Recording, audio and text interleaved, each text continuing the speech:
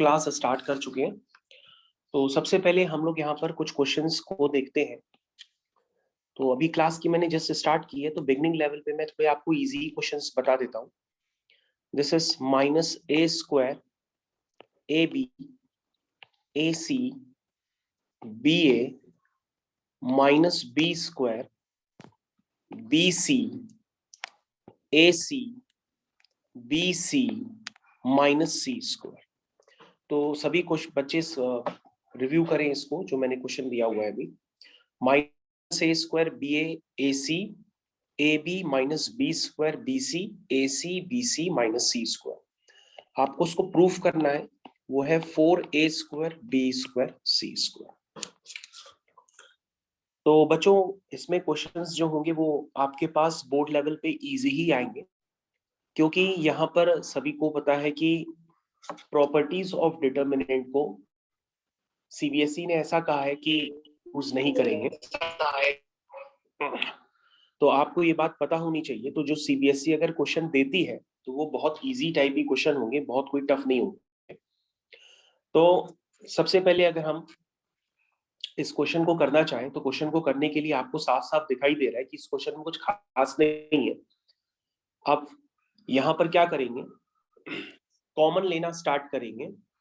तो जो पहली रो है और दूसरी रो है और जो तीसरी रो है, आप इनसे कॉमन ले सकते हैं और कॉमन लेकर के आपको साफ सुथरा दिखाई देने लगेगा। तो अगर आप एग्जाम पॉइंट ऑफ व्यू से कर रहे हैं तो आप कैसे करेंगे, आप देखेंगे कि पहली रो से मैंने क्या कॉमन लिया है, ए, दूसरी रो से कॉमन लिया है बी और तीसरी रो से कॉमन लिया है सी। तो ये कॉमन लेने के बाद आप क्वेश्चन काफी आसान हो जाएगा आपका। तो आप करना इसको पहले स्टार्ट कर सकते हैं। ये बचेगा माइनस ए बी और ये बचेगा C. This is A, this is minus B and this is C. This is A B and minus C. तो सभी बच्चे इस क्वेश्चन को रिव्यू करें। अब क्वेश्चन में कुछ भी नहीं बचा है, क्वेश्चन काफी इजी हो चुका है। अगर आप ध्यान से देखें, कॉमन लेने के बाद आपको साफ साफ दिखाई दे रहा होगा कि again first column, second column और थर्ड कॉलम में ए बी सी फिर से कॉमन है। तो अगर हम कॉमन लेंगे तो बाहर आ जाएगा ए स्क्वायर बी स्क्वायर और सी स्क्वायर। जरा ध्यान दीजिए सभी लोग यहाँ पे। इसके बाद क्वेश्चन फिनिश होने के कगार पे आ गया है। अब यहाँ पर ये जो बचेगा, ये बचेगा minus one one one one minus one one and one one minus one, इतना पार्ट बचेगा। ठीक है। अब बच्चों आपको क्या करना है, यहाँ पे दो जीरो बनाने हैं। तो दो जीरो बनाने का कंसेप्ट मैंने कल आपको बताया था कि आप दो जीरो जो बनाएंगे, कोशिश करके आपको किसी एक रो या किसी एक कॉलम में ही बनाने हैं। अगर ऐसा ऐसा करेंगे तो ही आपका सही हो सकता है, पूरे नंबर मिल सकते हैं। तो बच्चों आपको ट्रांसफॉर्मेशन, अब आपको सोचना है अब आप क्या लगाएं। वैसे तो यहाँ साफ साफ नजर आ रहा है कि अगर हम सेकंड कॉलम को फर्स्ट कॉलम से ऐड कर दें या C2 को रिप्लेस कर दें C2 प्लस C1 से, तो जैसे ही आप रिप्लेस करेंगे तो आपका काम बन जाएगा। तो आप अगर अप्लाई करना चाहें तो C2 को रिप्लेस कर दीजिए C2 प्लस C1 से। तो जैसे ही आप रिप्लेस करेंगे या C1 को रिप्लेस कर दीजिए C1 प्लस C2 से, तो आपके पास दो जीरो आपको ऑटोमेटिक बने हुए दिखाई देंगे। तो ये काम आपको एकदम साफ सुथरा नजर आ रहा होगा। तो आप लिख लीजिए ए स्क्वायर बी स्क्वायर सी स्क्वायर। तो अभी हमने स्पीड धीरे ही रखी है, धीरे धीरे क्वेश्चंस का लेवल बढ़ता चला जाएगा। तो C2 को आपने या C1 को रिप्लेस कर दीजिए C1 प्लस C2 से, किसी से भी कर सकते हैं। तो ये 1 माइनस 1 0, यहाँ 0 और ये 1 प्लस 1 आपका 2 हो जाएगा और बाकी एलिमेंट्स आपके एज इट इज नजर आएंगे। तो बच्चों जीरो बनाने का कंसेप्ट यहाँ पूरा हो गया है। आपके दो जीरो एक कॉलम में आ गए, इसका मतलब अब ये सही हो सकता है। अब आप इसको एक्सपेंड कर दीजिए फर्स्ट रो के अबाउट। जैसे ही आप एक्सपेंड करेंगे तो आपकी जो रिक्वायरमेंट है वो पूरी हो जाएगी। दैट मीन्स आपका 4a स्क्वायर बी स्क्वायर सी स्क्वायर निकल करके आ जाएगा।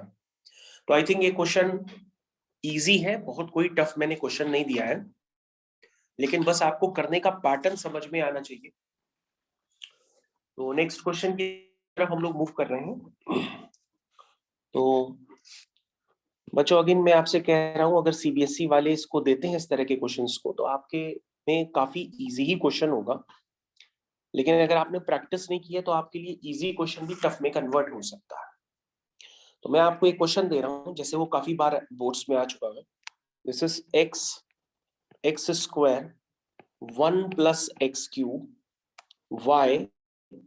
Y square 1 plus y cube z square 1 plus z cube. ठीक है बच्चों, यहाँ पे आपको दिया है कि ये वैल्यू 0 है और आपको अलग से दिया है कि x और y और z ये डिस्टिंक्ट नंबर है, मतलब ये इक्वल नहीं है। आपको प्रूफ करना है, prove that x y z is equal to -1। इस डिटर्मिनेंट की वैल्यू 0 दी है और आपको उसकी हेल्प से प्रूफ करना है कि x y z जो होगा वो -1। तो बच्चों, प्रॉपर्टीज ऑफ डिटर्मिनेंट आपके सर ने आपको जरूर पढ़ाई होगी इतने बेसिक लेवल पे। तो अगर आप इसको करना चाहें तो बहुत आसान तरीका है, आप इसको दो डिटर्मिनेंट्स में ब्रेक कर सकते हैं। जैसे ही ब्रेक करेंगे आपको सारे फॉर्म्स याद आ जाएंगे। तो कैसे करेंगे? सबसे पहले आप लिखेंगे यहाँ पर x y z, this is x square y square z square, this is 1 1 1 और प्लस का साइन आएगा बीच में। Again x x square x cube y y square y cube z z square z cube. ठीक है, सभी बच्चे ध्यान दें, मैंने इसको दो डिटर्मिनेंट्स में ब्रेक कर दिया है।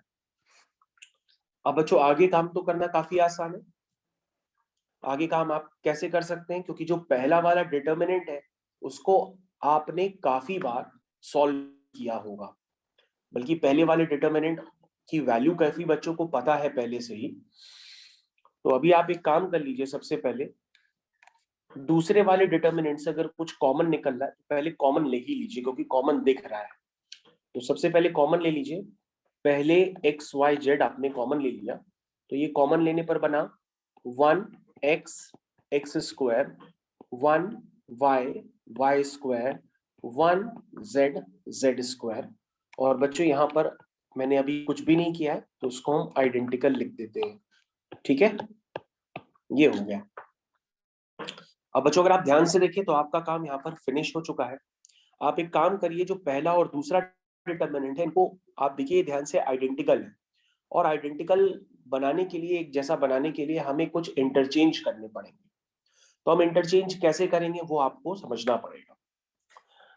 तो ऐसा करते हैं, C2 यानी कि C2 और C3 को इंटरचेंज करके देखते हैं, यानी कि सेकेंड कॉलम और थर्ड कॉलम को। तो सेकेंड कॉलम और थर्ड कॉलम को जैसे ही इंटरचेंज करेंगे तो क्या होगा, एक बाहर माइनस का साइन आएगा, क्योंकि आपको बताया गया होगा कि जब भी ऑड नंबर ऑफ इंटरचेंज करते हैं तो एक माइनस का साइन बाहर आता है।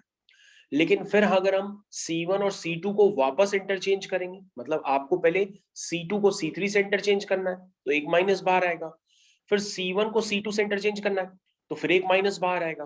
तो इस तरह से दो बार माइनस बाहर आने पर आपका माइनस माइनस प्लस हो जाएगा।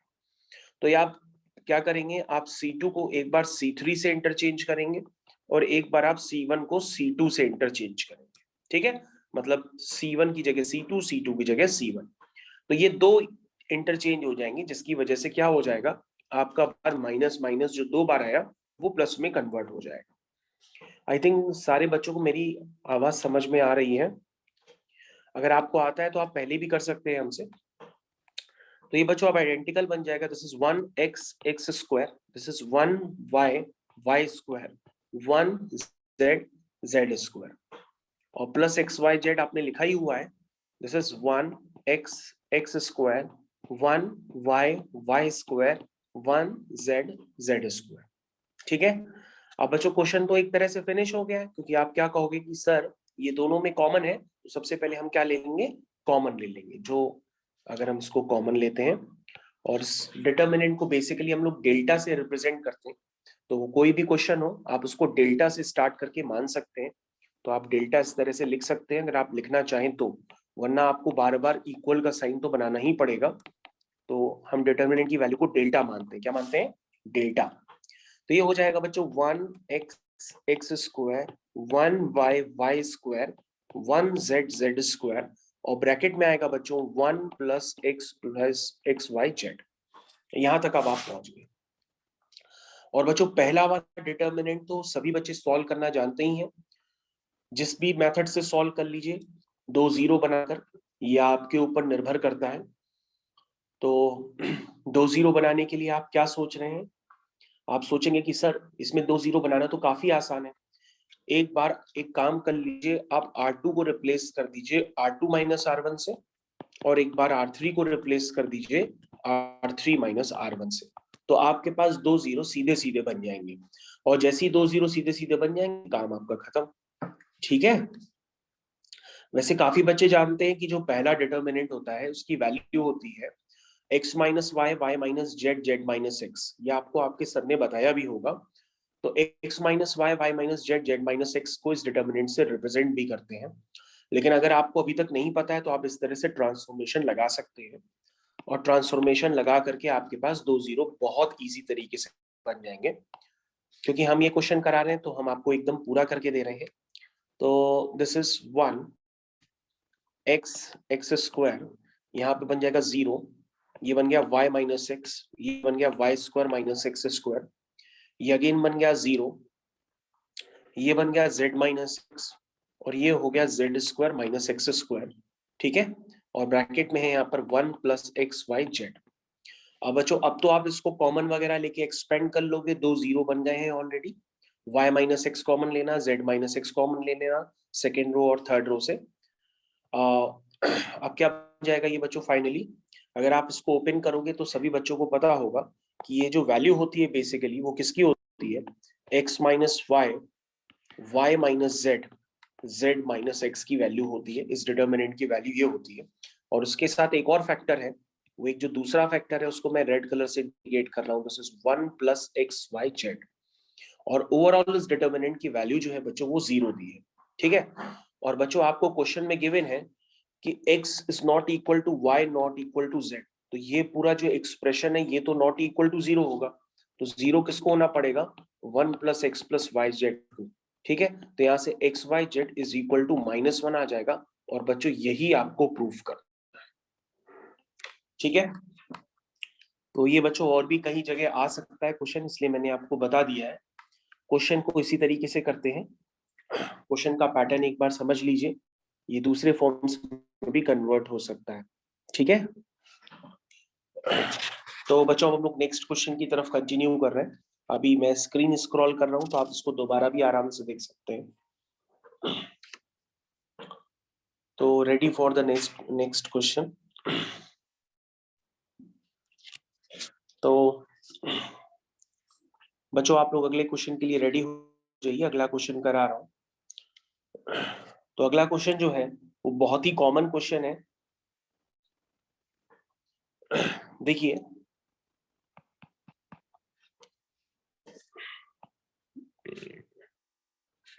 किस तरह से करना है। सबसे पहले आपके पास एक वैल्यू है डिटर्मिनेंट के अंदर, दिस इज b प्लस सी का whole square, A square, A square, B square, C plus A का whole square, B square, C square, C square, A plus B का होल स्क्वायर। तो बच्चों आपको बोर्ड्स के लिए पूरी तरीके से प्रिपेयर होना है। ठीक है। ये हो गया 2abc times a plus B plus सी का होल क्यूब। तो बच्चों ये क्वेश्चन काफी कॉमन है, और अगर आप यहां से करके नहीं जा रहे और किसी भी एग्जाम में ये आ गया तो आप इसको प्रूफ नहीं कर पाएंगे। हाँ, एक नॉर्मल तरीके से अगर आप करेंगे कि अगर आप फर्स्ट रो के अबाउट एक्सपेंड कर देंगे और अगर आप सोचते हैं ये वैल्यू आएगी, तो फर्स्ट रो के अबाउट एक्सपेंड करने में भी इतने आपको फैक्टर्स करने पड़ेंगे कि आपको क्वेश्चन आपको छोड़ना ही पड़ेगा, आप समझ ही नहीं पाओगे कि आखिरी में आना क्या है।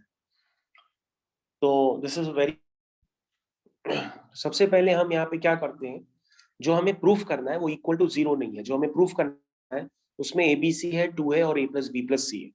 तो हम लोग सबसे पहले कोशिश करते हैं कि इसमें कॉमन निकालने की, क्योंकि कॉमन निकालेंगे तभी अंदर 1 1 1 बनेंगे, या 1 1 ना बन करके ये रिड्यूस होगा। और कॉमन इस तरह से निकालना है कि बाहर आने पर वो a प्लस बी प्लस सी की जगह दिखाई दे। अब कहोगे सर अंदर a प्लस बी प्लस सी है तो नहीं, तो उसको बना तो सकते ही है। कैसे बनाएंगे? अभी आपके ऊपर ट्रांसफॉर्मेशन है कि आप आपने कितने क्वेश्चंस प्रैक्टिस किए हैं और कितनी जल्दी आप सीख पाते हैं ट्रांसफॉर्मेशन। तो जस्ट C1 को रिप्लेस किया मैंने C1 माइनस C3 से, ध्यान से देखिए, और C2 को रिप्लेस किया मैंने C2 माइनस C3 से। तो ये दोनों ट्रांसफॉर्मेशन एक साथ लग सकते हैं, एक बार C1 का C3 से है, एक बार C2 का C3 से है। C3 में कोई भी चेंज नहीं किया है। यदि आप ये लगाएंगे तो आपका क्वेश्चन बहुत जल्दी आपको नजर आने लगेगा कि उसमें करना क्या है बेसिकली। तो मैं इसको लिखना भी स्टार्ट कर रहा हूँ, जस्ट दिस इज डेल्टा, इसको डेल्टा मान लीजिएगा। तो जब आप माइनस करेंगे तो माइनस करिए जरा, क्या आएगा ये, b प्लस सी का whole square minus a square, ये बन जाएगा 0 क्योंकि b square minus b square 0 हो गया, और ये बन गया c square minus a plus B का होल स्क्वायर। और बच्चों बाकी टर्म जो है वो आपकी स्क्रीन पे आ रहे हैं, अब आप खुद से भी माइनस कर सकते हैं, ठीक है। और जो थर्ड कॉलम है उसमें कोई भी इंटरचेंज नहीं किया गया है, इसलिए वो एज इट इज लिख दी गई है, ठीक है। यहां तक क्लियर हो गया। नेक्स्ट फिर मैं अगला स्टेप लेता हूं, और अगले स्टेप को मैं डायरेक्टली आप कहूं तो डायरेक्टली यूज कर लूं। अगले स्टेप में क्या है कि अगर आप इसके फैक्टर करेंगे तो a minus b a plus b से, तो आपके पास a plus B plus c बाहर कॉमन निकल आएगा C1 और C2 से। तो पहली कॉलम से और दूसरी कॉलम से आपके पास a plus B plus c बाहर निकलेगा, तो वो 2 बार निकलेगा तो a प्लस बी प्लस सी का होल स्क्वायर हो जाएगा, ठीक है। उसके बाद जो आपके टर्म्स बचेंगे वो टर्म्स आप लिख लीजिए।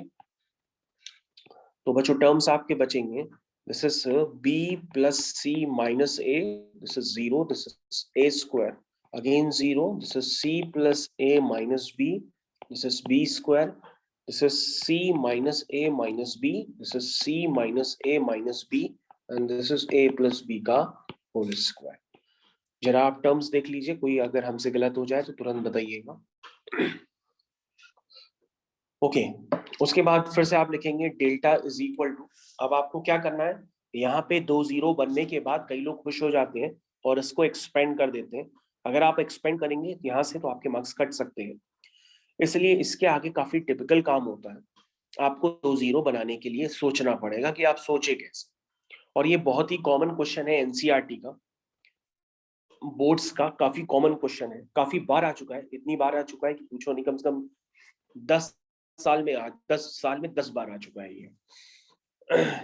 ओके तो क्या करेंगे, अब आपको 2 0 बनाने हैं, तो 2 0 बनाने के लिए आप सोचिए क्या सोचेंगे। अब अगर आपको ट्रांसफॉर्मेशन इतने अच्छे से नहीं लगाने आते हैं तो भैया फिर जो मैं क्वेश्चंस करा रहा हूँ उनके ट्रांसफॉर्मेशन आप फिर रट ही लो, क्योंकि अगर आप 2 0 नहीं बना पाते हो तो, वरना फिर 1 नंबर कटवाने के लिए तैयार रहो अगर इस टाइप का क्वेश्चन आ गया तो। दिस इज R3 को रिप्लेस कर देते हैं R3 minus R1 plus R2, ठीक है। R3 को रिप्लेस करिए एक बार R3 minus R1 plus R2, ऐसा एक बार करके देखिए जरा। इसमें 2 0 बनाना काफी टिपिकल काम होता है, ध्यान दीजिएगा बच्चों, 2 0 बनाना अगर रियलिटी में बनाना हो तो काफी टिपिकल काम होता है, लेकिन कई बच्चे बनाते ही नहीं है, वो उसको ऐसे ही एक्सपेंड कर देते हैं यहाँ पर और सोचते हैं आंसर आ गया, लेकिन उसमें मार्क्स कट जाएगा आपका 1 नंबर। अब वो 1 नंबर को बचाने के लिए कितनी मेहनत करनी पड़ेगी वो आप देखिएगा। तो सबसे पहले हम क्या करते हैं, ये ट्रांसफॉर्मेशन लगाएं, क्योंकि बिना लगाए तो पता ही नहीं पड़ेगा। a प्लस बी प्लस सी का होल स्क्वायर, ये मैंने लिखा। उसके बाद जब मैं ये ट्रांसफॉर्मेशन लगाऊंगा तो ये हो जाएगा b प्लस सी माइनस ए 0, R3 को रिप्लेस किया है R3 minus R1 plus R2, तो ये हो जाएगा a स्क्वायर, ये तो एज इट इज रहेगा, ये है 0, this is c plus a minus b, this is b square, this is minus 2b, this is minus 2a, this is 2ab। अब आप चेक कर लो मैंने सही लिखा है कि गलत लिखा है। यहां तक सबको समझ में आ गया होगा, ठीक है।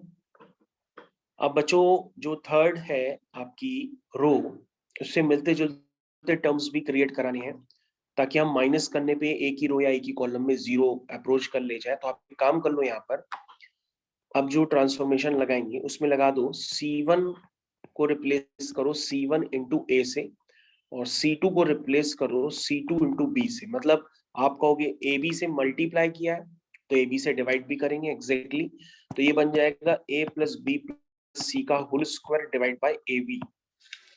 तो बच्चों अब आप समझ गए होंगे, this is not a easy question. अब आपको 2 जीरो बनाने हैं, उसी के लिए मेहनत की जा रही है। तो हमने C1 में A का मल्टीप्लाई करते हैं और C2 में B का मल्टीप्लाई करते हैं।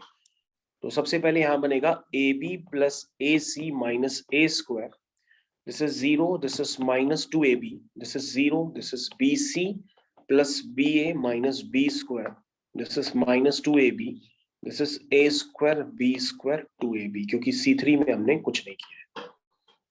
उसके बाद क्वेश्चन बच्चों खत्म हो जाएगा अब एक झटके में। अगर आप ध्यान दें तो C1 को रिप्लेस कर दीजिए C1 प्लस C3 से, ठीक है, C1 को रिप्लेस कर दीजिए C1 प्लस C3 से, जरा रिप्लेस करिए, और C2 को रिप्लेस कर दीजिए C2 प्लस C3 से, ठीक है। तभी मैंने थर्ड रो में -2AB जनरेट करा लिया। अब क्या करूंगा, उसको समझ गए ना आप। अब आप उसको थर्ड कॉलम से माइनस कराइए दोनों को, पहली कॉलम को भी ऐड कराइए, पहली कॉलम को भी दूसरी कॉलम को भी, तो आपको 2 जीरो साफ साफ नजर आएंगे। मतलब इसके आगे का जो ट्रांसफॉर्मेशन है मैं यहाँ पे लिख देता हूँ कि आप C1 को रिप्लेस करने वाले हैं C1 प्लस C3 से और C2 को रिप्लेस करने वाले हैं C2 प्लस C3 से। ये आप जैसे ही रिप्लेस करेंगे आपके 2 जीरो एक रो में बन जाएंगे, ठीक है। देखो नेक्स्ट पेज पे, तो 100% बच्चों आपको ये पहले से पता होना चाहिए तभी आप कर पाओगे। और मैं तो बता ही रहा हूँ ये एनसीईआरटी का बहुत ही कॉमन क्वेश्चन है। This is AB plus AC, this is A square B square BC plus B square 0 0 2AB। देखो बच्चों मैंने 2 जीरो आखिरकार बना ही लिए। ये तो बच्चों अच्छी बात है कि इस बार elementary row transformation, elementary column transformation नहीं आ रहा है। अगर वो आता हो तो आप इनवर्स निकाल नहीं पाते उसको यूज करके, क्योंकि उसमें काफी ट्रांसफॉर्मेशन हर स्टेप पे सोचना पड़ता है। चलिए ठीक है, तो अब आपका क्वेश्चन हो गया है, आपके 2 जीरो बन गए हैं। अब आप इसको एक्सपेंड कर लीजिए अपने हिसाब से, ठीक है। अब आप इसको अपने हिसाब से एक्सपेंड कर लीजिए। तो कैसे एक्सपेंड करेंगे, पहले तो कुछ कॉमन निकलना है तो कॉमन ले लीजिए, पहली रो दूसरी रो तीसरी रो से AB और 2AB कॉमन है तो आप कॉमन ले लीजिए। तो ये सबसे पहले बनेगा A प्लस बी प्लस सी का होल स्क्वायर अपॉन AB। ये देखिए AB और 2AB ये मैंने कॉमन ले लिया, A पहली रो से, B दूसरी रो से और 2AB तीसरी से। तो ये बन गया बच्चों B plus c, A B C plus A B 0 0 1, ये बन गया बच्चों, ठीक है। अब ये बच्चों बन गया है this is 2AB times A plus B plus सी का होल स्क्वायर। और बच्चों इसको तो आप एक्सपेंड कर ही सकते हैं, जैसे ही आप एक्सपेंड करेंगे तो आपके पास कुछ वैल्यूज निकल करके आएंगी, वो मेरे को बताइए। इसको एक्सपेंड कर लीजिए बच्चों, एक्सपेंड करेंगे तो आपका जो फाइनल आंसर है वही आ जाएगा। यानी आपको जो प्रूफ करना है वो प्रूफ करना है 2ABC times A plus B plus सी का होल क्यूब। तो आप इसको एक्सपेंड करेंगे तो ये 100 टाइम्स क्या आएगा, C times A plus B plus C ही आएगा, तभी ये प्रूफ हो सकता है। This is 2ABC times A plus B plus सी का होल क्यूब। तो अब आप समझ गए होंगे क्वेश्चन कैसे किया गया है, और अगर आप नहीं करके गए तो आप कर भी नहीं पाएंगे, ठीक है। तो आपने इतने सारे ट्रांसफॉर्मेशन लगाए हैं जीरो बनाने के लिए, और अगर आपको जीरो बनाने ही नहीं है, एक नंबर कटवाने के लिए आप रेडी, तो आप कहीं भी 2 जीरो जल्दी से बना के एक्सपेंड कर सकते हैं, लेकिन उसके लिए भी आपको थोड़ा बहुत आइडिया होना चाहिए, ठीक है। तो ये मैंने आपके सामने दोबारा रिव्यू कर दिया है सारे ट्रांसफॉर्मेशन, नोट्स आपके पास क्लास के बाद आई जाएंगे। बच्चों ऐसे ही 3-4 क्वेश्चंस हैं, बस इसी के आसपास एनसीईआरटी चलती रहती है। तो next question, ready for the next question. The next question is again 1 plus A square minus B square 2AB -2b 2ab 1 minus a square plus b square 2a 2b minus 2a 1 minus a square minus b square। तो बच्चों ये question है और मैं आपसे उम्मीद करता हूँ इस क्वेश्चन को आप खुद से करें, और खुद से करने के बाद आपको जो प्रूफ करना है वो मैं आपको लिख देता हूँ। आपको प्रूफ करके लाना है 1 प्लस ए स्क्वायर प्लस बी स्क्वायर का होल क्यूब। तो आप में से काफी बच्चों ने किया भी होगा क्वेश्चन, अभी आपको खुद से करना है। मैं आपको 1 मिनट का टाइम दे रहा हूँ। ओके बच्चों, हम लोग अब इस क्वेश्चन को सॉल्व करते हैं। क्वेश्चन इज कि आपको ट्रांसफॉर्मेशन कैसे देखने होंगे। तो 2 जीरो आपको बनाने हैं। तो सबसे पहले एक ट्रांसफॉर्मेशन तो साफ साफ नजर आ रहा है, एक ट्रांसफॉर्मेशन तो साफ साफ नजर आ रहा है इसमें कि C1 को आप रिप्लेस कर दीजिए C1 माइनस बी C3। ठीक है, मतलब C3 में पहले आप B मल्टीप्लाई करिए और C1 को रिप्लेस कर दीजिए C1 माइनस बी C3। ठीक है, और क्योंकि आपको जो प्रूफ करना है उसमें बाहर चाहिए 1 प्लस ए स्क्वायर प्लस बी स्क्वायर, तो वो ऐसे ही बाहर निकलेगा। और C2 को रिप्लेस कर दीजिए C2 प्लस ए C3। चेक कर लीजिए, C1 को रिप्लेस किया मैंने C1 माइनस बी C3 से, और C2 को रिप्लेस किया है C2 प्लस ए C3 से। अगर आप ऐसा करेंगे तो जो आपको प्रूफ करना है वो वही आपके पास आने लगेगा। धीरे धीरे लिखना स्टार्ट करिए, तभी आपको समझ में आएगा। क्या है ट्रांसफॉर्मेशन लगाने पे, पहली कॉलम पे लग रहा है और दूसरी कॉलम पे लग रहा है, तीसरी कॉलम अनचेंज्ड है। तो जब आप लगाएंगे तो ये है 1 प्लस ए स्क्वायर प्लस बी स्क्वायर, और ध्यान से देखिए बाहर आपको यही चाहिए। ठीक है ना, प्रूफ इसी का ही करना है। 1 प्लस ए स्क्वायर प्लस बी स्क्वायर निकालने की आपको कोशिश करनी है, क्योंकि वही हमें प्रूफ करना है। तो minus a times 1 plus A square plus B square, समझ गए।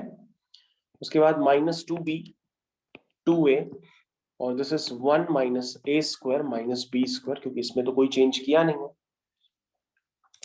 अब बच्चों आपको साफ साफ नजर आ रहा होगा कि 1 प्लस ए square plus B square common निकलना है पहली कॉलम में से और दूसरी कॉलम में से। तो उसको कॉमन ले लेते हैं, कॉमन लेकर के टर्म्स लिख देते हैं। जैसे ही आप कॉमन लेंगे बच्चों तो ये बन जाएगा 1 0 b 0 1 माइनस ए, और this is again minus 2b 2a 1 minus a square minus b square. ये बच्चों मैंने कॉमन ले लिया। ठीक है, या आपका कॉमन लेने के बाद कुछ इस तरह से नजर आएगा। ठीक है, आगे कंटिन्यू करें। अब आप देखिए इसमें 2 जीरो बन गए हैं, लेकिन वो किसी एक रो या किसी एक कॉलम में जो है नहीं, तो 2 जीरो बनाने के लिए आपको कोई ट्रिक लगानी पड़ेगी। ठीक है ना, और बहुत ही कॉमन क्वेश्चन है, इसलिए आप इसको करने 3-4 बार करेंगे तो आपकी प्रैक्टिस हो जाएगी।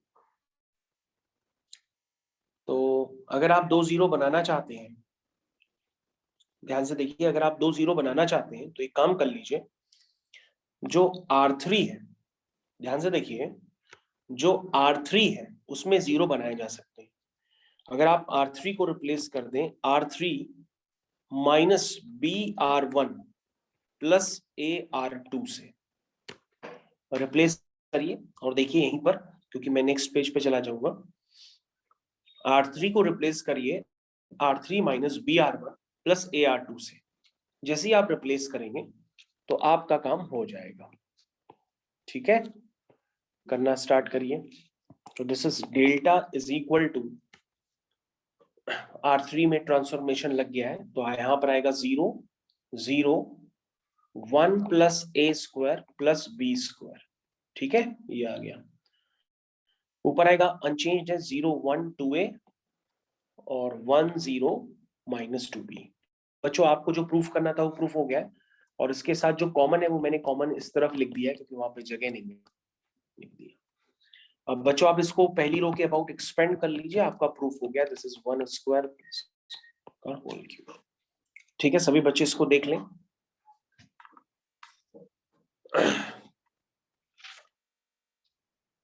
तो अगेन बच्चों मैं रिपीट कर रहा हूँ, इस तरह के क्वेश्चंस अगर आते हैं तो वो काफी इजी होते हैं। मैं आपको हर लेवल के लिए लेकिन तैयार कर रहा हूँ, इसलिए आप भी तैयार कर लीजिए। ओके, तो कंटिन्यू करें आगे। नेक्स्ट क्वेश्चन जो बहुत ही कॉमन है वो भी आप देख लीजिए। फिर उसके बाद इस तरह के क्वेश्चंस जो हैं वो सीबीएसई के डिलीटेड सिलेबस में हैं, तो मैं ज्यादा नहीं कराऊंगा। मैंने इतना आपको प्रिपेयर कर दिया, अगर गलती से आ भी जाए तो आप कर लें, और वो इन्हीं क्वेश्चंस में से होगा। A b a c, b a c square plus A square, b c c a c b a square plus B square is equal to 4a square B square C square. सभी बच्चे इस question पर ध्यान दें, अब ये वाला question आपको करना है। तो अगर आप समझ गए हैं कि अगर ये एग्जाम में आ जाए तो आपको कितनी तकलीफ हो सकती है, इसलिए यहां से आपको करके ही जाना पड़ेगा। अगर ये गलती से भी इस तरह के क्वेश्चन आ भी गए तो आप कर नहीं पाएंगे, इसलिए पहले से करके जाना पड़ेगा। तो इनवर्स वाले क्वेश्चंस तो हैं सीबीएसई में, लेकिन ये वाला पोर्शन जो है अभी जो मैं आपके सामने करा रहा हूँ, इसको डिलीटेड पोर्शन में डाला गया है, लेकिन डिटर्मिनेंट डिलीट नहीं किया गया है। डिटर्मिनेंट की जो प्रॉपर्टीज है वो डिलीटेड की गई है, ठीक है ना। तो ओवरऑल ये मान के चलिए इस तरह के क्वेश्चन डिलीटेड सिलेबस में है, आएंगे नहीं, लेकिन मैं तब भी आपको प्रिपेयर कर रहा हूँ कि अगर वो किसी भी तरीके से घुमा करके दे दें तो आप उसको कर ले जाओ।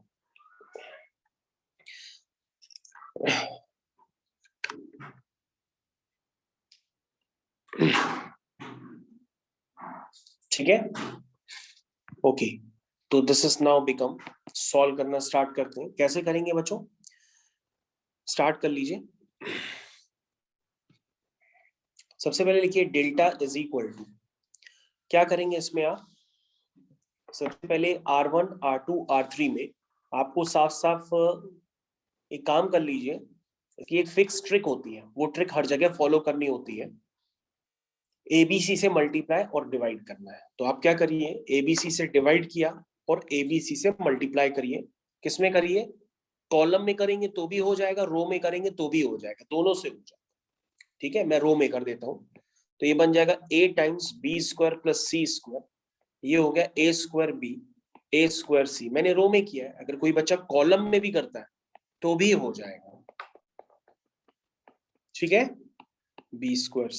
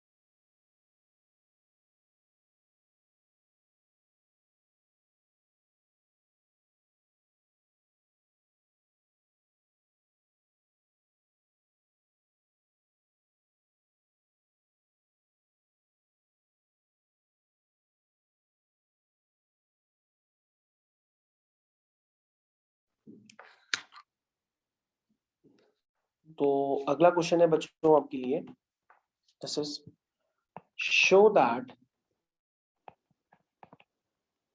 The matrix A is equal to 1 2 2 2 1 2 2 2 1 satisfies the equation है आपकी a square minus 4a minus 5i3 is equal to 0, null matrix, and hence find a inverse. क्या निकालना है बच्चों? आपको a inverse निकालना। तो बच्चों यहां पर सारा काम आप खुद कर सकते हैं, क्योंकि अगर आप 2x2 मैट्रिक्स के लिए जान चुके हैं तो आप 3x3 के लिए भी कर सकते हैं। तो हम थोड़ा सा स्पीड में करेंगे। तो सबसे पहले क्या करिए बच्चों, यहां पर है आपका a square minus 4a minus 5i3, ठीक है। इसकी वैल्यू आप इवैल्यूएट करिए, क्योंकि मैं डायरेक्ट प्लेस करूंगा। तो बच्चों जो a स्क्वायर होगा वो आपका कैलकुलेट होकर के आएगा 9 8 8 8 9 8 8 8 9, ठीक है। ये आपका a स्क्वायर आएगा माइनस 4a माइनस 4a। तो 4a मैं लिख देता हूं directly, this is 4 8 8 8 4 8 8 8 4, this is minus 4a, ये 4a है। उसके बाद माइनस 5i3, दिस इज 5 5 5 0 0 0 0 0 0, ठीक, समझ में आ गया। अब आप इसको इवैल्यूएट करिए जरा। जब आप इसको इवैल्यूएट करेंगे तो ये इवैल्यूएट होकर के 0, आप चेक करें। अब मेन हमारा टारगेट है कि इसको यूज करके हमें ए इनवर्स निकालना है, ठीक है। इसको यूज करके हमें क्या निकालना है? A inverse. तो ready for the A inverse, सबसे पहले क्या करेंगे, जो स्टेप्स आपको सिखाए थे उन्हीं को फॉलो करेंगे। तो आपने जो प्रूफ किया है वो है a square minus 4a minus 5i3 is equal to 0, null matrix. तो ये बन जाएगा a square minus 4a is equal to 5i3। यहां तक समझ गया? अब क्या करिए, क्या सिखाया था मैंने आपको लिखने के लिए, आप इस तरह से लिखोगे प्री मल्टीप्लाइंग थ्रू आउट या बोथ साइड्स, थ्रू आउट या बोथ साइड्स भी लिख सकते हैं, बोथ साइड्स लिख दीजिए। Pre multiplying both sides by A inverse. Start करिए। तो ये हो जाएगा A inverse into A square minus 4a inverse into A, ठीक है, यहां तक समझ गए, is equal to 5a inverse i3, ठीक है। तो बच्चों ये बन जाएगा a minus 4i is equal to 5a inverse, यानी यहां से आपका जो a इनवर्स निकल के आएगा वो आएगा 1/5 टाइम्स a माइनस 4, ठीक है। तो डायरेक्टली अब मैं निकालता हूं, this is a inverse is equal to 1/5 times, जरा ध्यान से देखिएगा, 1 2 2 2 1 2 1 2 2 2 1 2 2 2 1, ठीक है, माइनस 4i, दिस इज 4 4 4 0 0 0 0 0 0, ठीक है। ये 1/5 टाइम्स a माइनस 4i, ये मैंने लिख दिया, ठीक है। अब आप पहले माइनस कर लो, उसके बाद हर एलिमेंट को 5 से डिवाइड कर दो। तो आपका माइनस करने पे आ रहा है -3 2 2 2 -3 2 2 2 -3। अब हर एलिमेंट को आप 5 से डिवाइड कर दो। जब आप 5 से डिवाइड करोगे तो आपका फाइनल आंसर निकल के आ जाएगा। तो अब बच्चों फाइनली ए इनवर्स आपका आ गया है। बच्चों बस इतना ध्यान दीजिएगा, यहाँ पे ये मैट्रिक्स है, मैट्रिक्स का ही साइन बनाइएगा, आप इसका डिटर्मिनेंट में से साइन ना बनाने लगिएगा। कई बच्चों का क्वेश्चन तो यहाँ पे भी गलत हो जाता है क्योंकि वो डिटर्मिनेंट का साइन बनाते हैं, है साइन यहाँ पर मैट्रिक्स का। ठीक है, ये भी गलती ना कर देना, कहीं ध्यान से पता पड़ा यही गलती जो कह रहे हैं यही ना कर देना।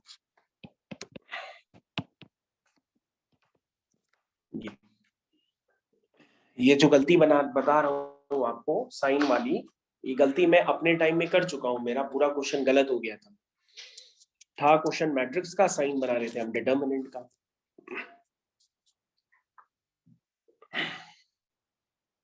तो सभी बच्चे इसको रिव्यू कर लें, अभी भी जो बातें बता रहा हूँ उसको ध्यान से नोट कर लीजिए, कहीं कोई गलती मत करिएगा, क्योंकि क्वेश्चंस काफी इजी हैं, फुल मार्क्स भी आ सकते हैं।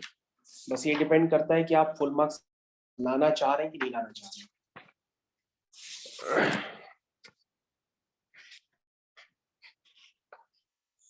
तो आई थिंक आप लोग ने रिव्यू कर लिया होगा अभी तक।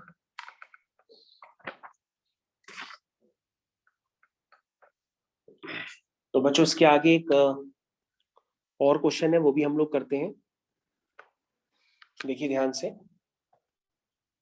द नेक्स्ट क्वेश्चन इज, इस क्वेश्चंस को आपको एकदम पेशेंस के साथ देखना होगा।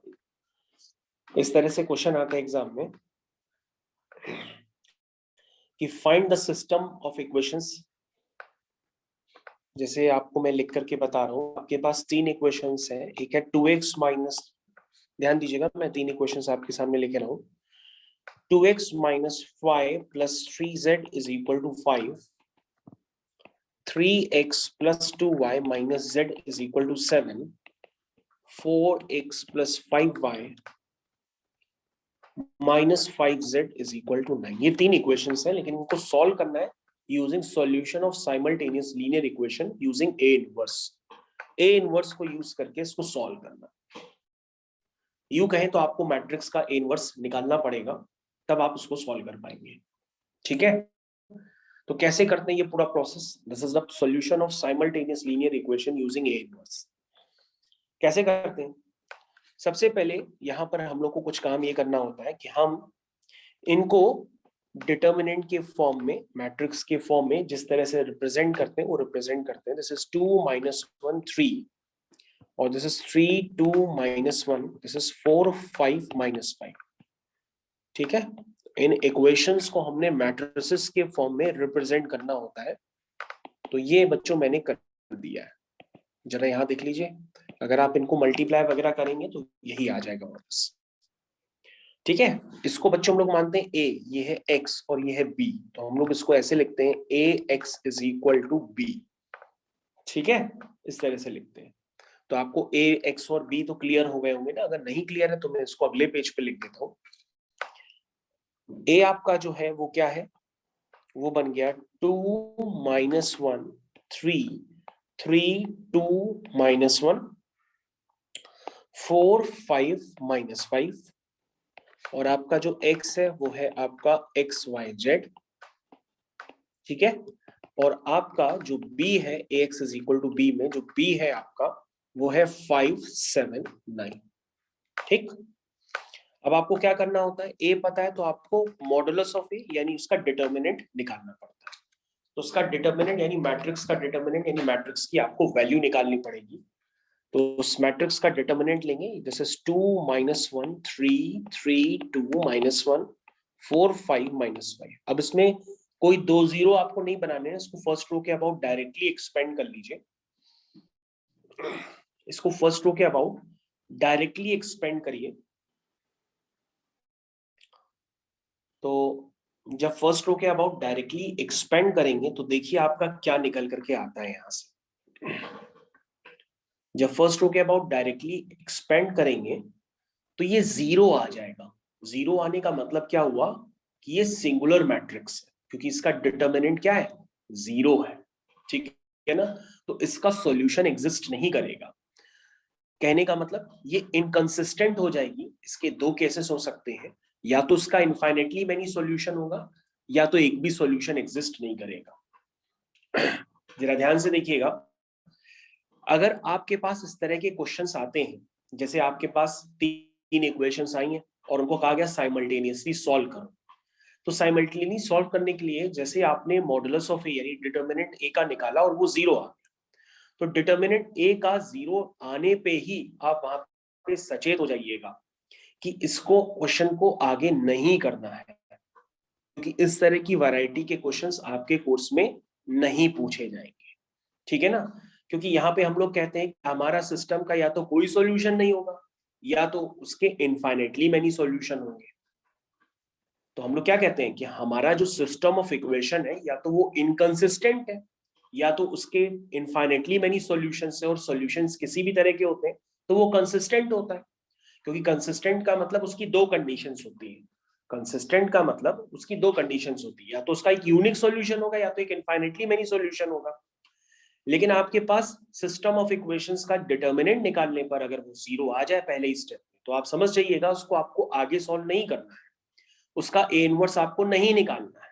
आप यहीं पर बता करके छोड़ देंगे कि आपका जो मैट्रिक्स है वो सिंगुलर मैट्रिक्स है, इसलिए आपका गिवन इक्वेशंस या तो इनकंसिस्टेंट है, मतलब उसका एक भी सॉल्यूशन नहीं है, या वो इनफाइनेटली मेनी सॉल्यूशंस है या कंसिस्टेंट है।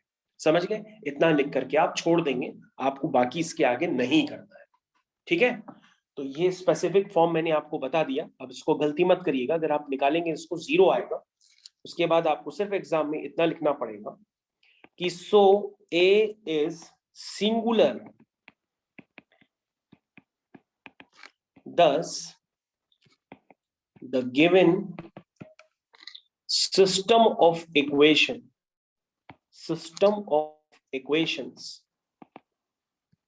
is either inconsistent का हिंदी में मतलब होता है नो सॉल्यूशन,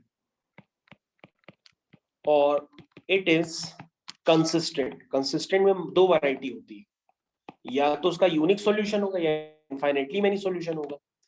तो कंसिस्टेंट विद यूनिक सॉल्यूशन तो हो ही नहीं सकता, क्योंकि उसका डिटर्मिनेंट 0 आ रहा है, डिटर्मिनेंट नॉट इक्वल टू 0 होता तो ही एक यूनिक सॉल्यूशन होता और उसको हम निकालते, वो हमारे कोर्स में होता। लेकिन ये क्या है? इनकंसिस्टेंट है या तो कंसिस्टेंट है विद इनफाइनेटली मेनी सॉल्यूशन। इतना लिख करके आपको छोड़ना होगा बस, और नहीं करते हैं हम लोग इनफाइनेटली मेनी सॉल्यूशंस की तरफ नहीं जाते हैं, जो के टर्म्स में निकाले जाते हैं सब काम हम लोग को नहीं करना होता है। समझ गए आप लोग? अब हम लोग क्या करते हैं, अब हम लोग एक ऐसा क्वेश्चन करते हैं जिसका यूनिक सॉल्यूशन एग्जिस्ट करेगा। अब हम लोग एक ऐसा क्वेश्चन करेंगे जिसका एक यूनिक सॉल्यूशन एग्जिस्ट करेगा। अब हम लोग उस क्वेश्चन की तरफ करने जा रहे हैं। तो बच्चों यहाँ पर जरा ध्यान दीजिएगा, अब मेरी स्पीड बढ़ जाएगी क्योंकि आपको समझ में तो आ ही गया कि क्वेश्चंस कौन से कर रहे हैं हम। तो बच्चों अब आपके पास जो मैट्रिक्स है वो है दिस इज 1 -1 1 2 1 -3 1 1 1, ये मैट्रिक्स, ठीक है। आपको उसका ए इनवर्स निकालना है, find A inverse, and hence solve the system of linear equations. जो लीनियर इक्वेशंस है बच्चों वो है आपकी x + 2y + z = 4 -x + y + z = 0, x - 3y + z = 2।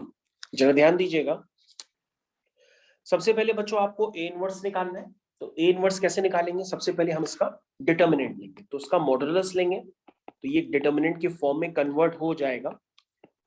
तो मैं इसको लिखना नहीं चाहता हूं लेकिन आपके लिए भी लिख रहा हूं, जरा देखिए ये क्या निकल के आएगा। इसकी वैल्यू आप जब निकालेंगे इसको एक्सपेंड करने के बाद, तो ये वैल्यू निकल के आएगी बच्चों,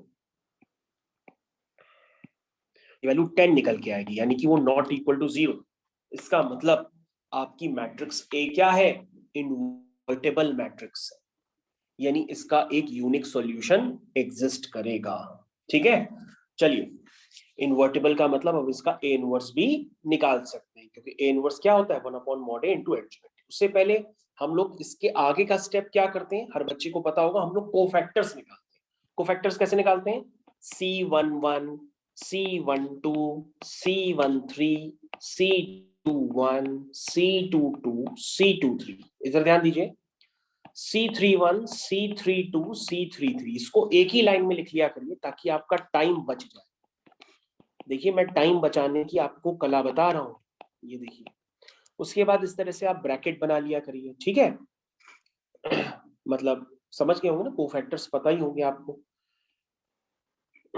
तो ये मैंने ब्रैकेट बना लिए।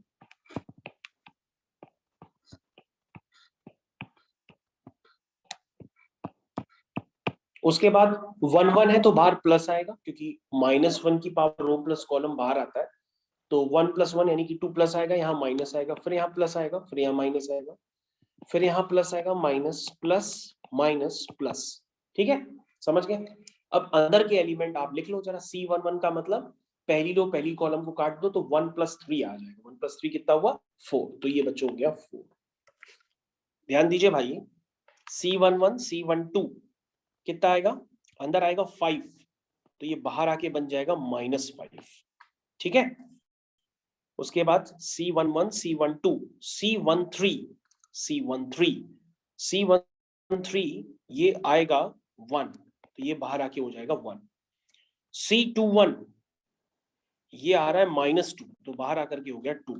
C22 ये 0 ही आ रहा है, तो ये 0 ही हो गया। C23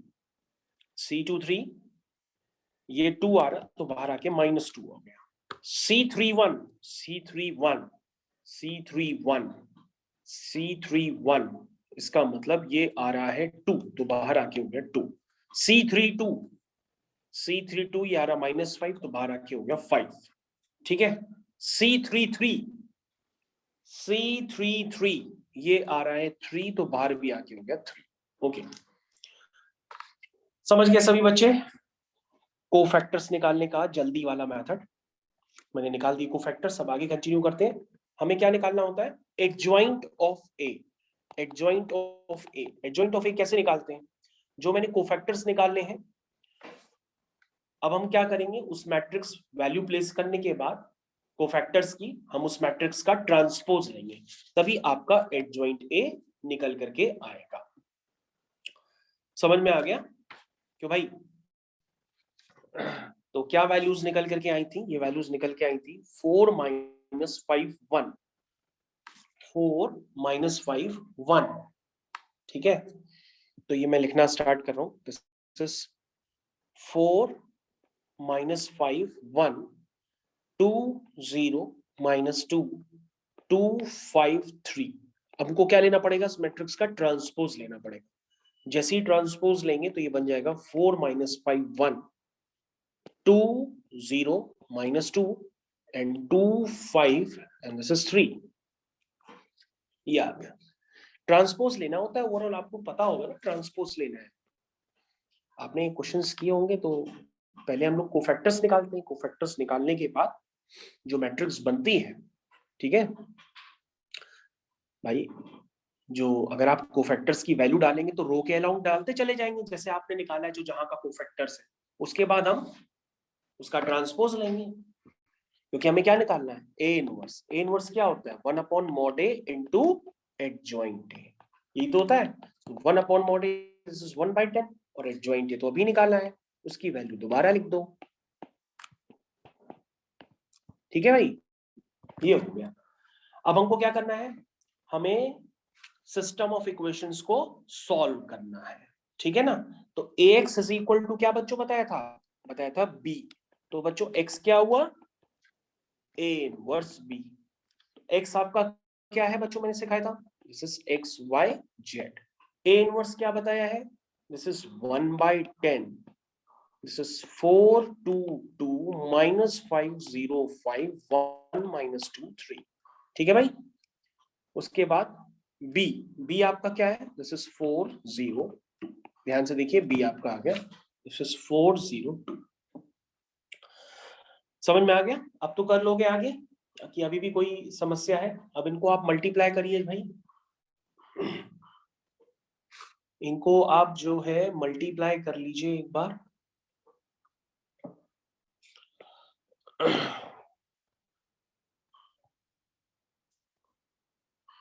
ठीक है, करिए भाई, करिए, जल्दी बताइए क्या आया।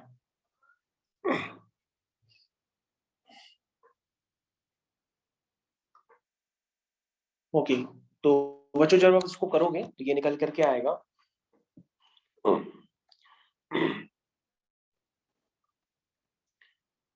तो ये निकल के आ रहा है x y z is equal to, इसको आप सिंप्लीफाई कर लेना भाई। तो जब आप सिंप्लीफाई करोगे तो एक्स वाई जेड आपका निकल के आएगा, दिस इज 9/5, ठीक है, 9/5, 2/5, 7/5। चेक कर लेना ये आ भी रहा है कि नहीं आ रहा है, एक बार चेक कर लेना, या जो भी आंसर आ रहा हो आप निकाल लेना, क्योंकि इतना का काम आप खुद से भी कर सकते हैं, शायद मेरा गलत है, एक बार आप चेक कर लेना खुद से निकाल के। तो बच्चों यहाँ से एक्स वाई जेड या जैसे ही आप निकालें और आपका गलत है कि सही है, उसको चेक करने के लिए आपके पास ओरिजिनल इक्वेशंस दी हुई हैं, उन ओरिजिनल इक्वेशंस में उनकी वैल्यूज पुट कर दीजिए। अगर सॉल्व करने पे आ रहा है सही तो आप समझ लीजिएगा आपका आंसर सही है।